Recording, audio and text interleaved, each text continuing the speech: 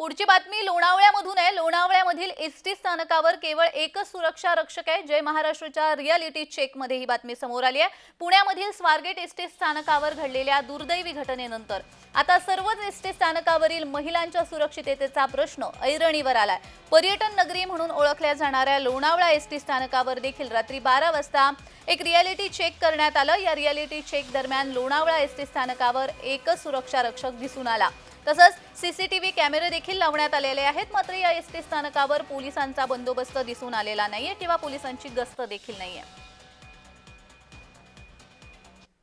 आपल्या समाजामध्ये मुलींना कधीच सुरक्षित नाही वाटत, कधीच नाही वाटत, कारण की ते कुठे मुली कधी एकटी कुठे जाऊ नाही शकत।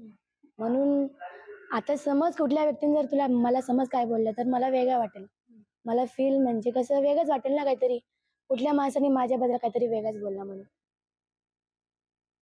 आता सध्या तरी सुरक्षित वाटतं, पण अशी जी कन्सिस्टन्सी फॉर द सिक्युरिटी ही कायम असली पाहिजे। त्याकरता सेंट्रल गव्हर्नमेंट असो किंवा महाराष्ट्र गव्हर्नमेंट यांनी अजून एक पाऊल पुढे गेलं पाहिजे। ज्या अर्थानं जी स्वारगेटची घटना होती ती अतिशय निंदनीय होती, त्याला अनुसरून लोणावळा तसेच खोपोली अजून पुढे जाऊन पनवेल, जिथं संध्याकाळी 11:30 नंतर सामसूम असतं, असं सिक्युरिटी 1-2 वाढवले म्हणजे आपल्याला सुरक्षा होईल।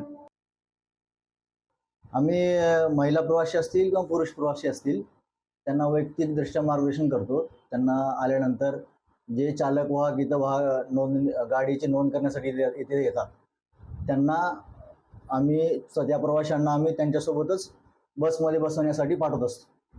आणि जे चालक वाहक वगैरे येतात इथं 10 मिनटं 15 मिनटं गाडी थांबते, त्यामुळे त्यांना वारंवार ध्वनिक्षेप करून दिवसभर सूचना वगैरे सुरक्षेच्या दृष्टीकोनातून देण्यात येतात।